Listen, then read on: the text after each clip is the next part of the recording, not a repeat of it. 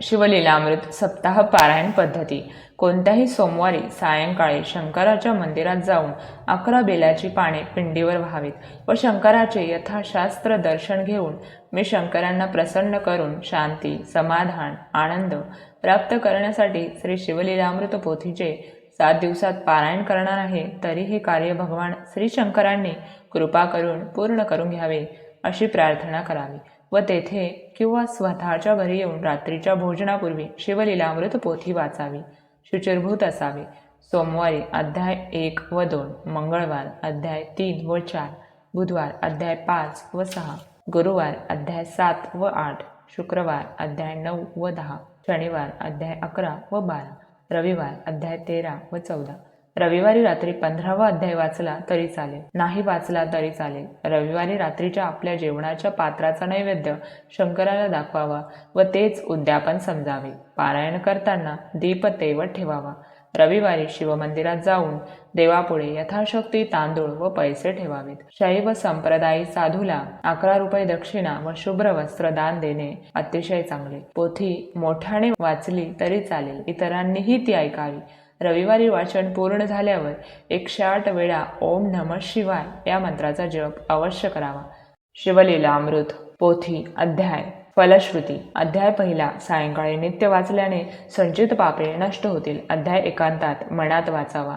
अध्याय दुसरा सोमवारी सायंकाळी मनात वाचन केल्यास नकळत झालेले पाप नष्ट होईल. अध्याय तिसरा नित्य रात्री प्रथम प्रहरी घरात मोठ्याने 1 महिनाभर पठण केल्यास घरातील भूतबाधा नाहीशी होईल, सत्प्रवृत्ती वाढेल. अध्याय चौथा सोमवारी सकाळी प्रारंभ करून प्रतिदिनी सायंकाळी सर्वांसाठी घरात मोठ्याने वाचावा. असे 15 दिवस करावे. दारिद्र्य व शत्रुभय दूर होईल, स्मरणशक्ती वाढेल. अध्याय 5वा याचे वाचन करावे व ओव्या 54 ते 61 मध्ये दिलेले प्रदोष व्रत करावे. संकटांचा परिहार होईल, गतवैभव परत मिळेल, हरवलेले माणूस परत भेटेल.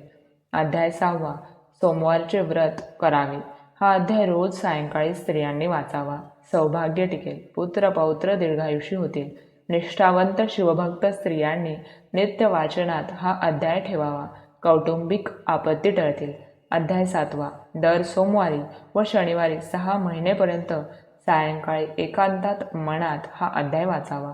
यामुळे कपटी स्वभाव बदलेल, अनाथ सनाथ होतील, सद्गुरू भेट घडेल, तसेच शत्रू मित्र बनतील. अध्याय 8वा या अध्यायाचे पारायण करणाऱ्यास यश, दीर्घायुष्य, विजय प्राप्त होऊन बंधमुक्ती, दास्यमुक्ती आणि शिवकृपा प्राप्त होईल.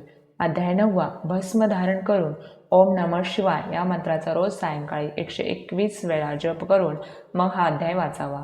घरातील सर्वांनी ऐकावा. पूर्वपातके नष्ट होतील, पूर्वजन्मींचे स्मरण होईल, सत्कर्म घडू लागेल. शास्त्रविधीनुसार भस्मधारण करणे आवश्यक आहे. 42 दिवसांचा नेम ठेवावा. अध्याय 10वा या अध्यायाच्या नित्य सायंकाळी पठणाने विवाहित निपुत्रिक दाम्पत्याला 1 वर्षानंतर अपत्य प्राप्ती होईल. महात्म्यांची भेट होऊन चमत्कार घडेल. अध्याय 11वा या अध्यायाचे वाचन रोज रात्री दुसऱ्या प्रहरात 11 दिवस करावे. रुद्राक्ष व भस्मधारण करून वाचावे. नमः शिवाय या मंत्राचा रोज 11 वेळा जप करावा.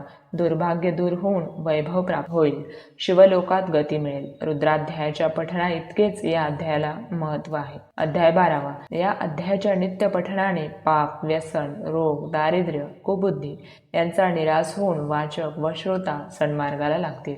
अध्याय 13वा या अध्यायाच्या नित्य पठणाने आसुरी वृत्ती दूर होऊन शिव व विष्णू यांची भक्ती उपजेल. अध्याय 14वा याच्या पठणाने घरात शांती नांदेल. गृहस्थाश्रम धर्माचे चांगले पालन होईल, अतिथी प्रसन्न होईल. अध्याय 15वा याच्या पारायणाने धर्मश्रद्धा वाढेल, वेदांत ज्ञान सुलभ होईल, गुरुकृपा होईल. संपूर्ण पोथी सर्व ऐहिक व पारलौकिक कल्याण या ग्रंथाच्या नित्य 1 अध्यायाच्या पठणाने होईल. श्रावणात शिवलीलामृत पोथीचे पठण किंवा श्रवण अवश्य करावे.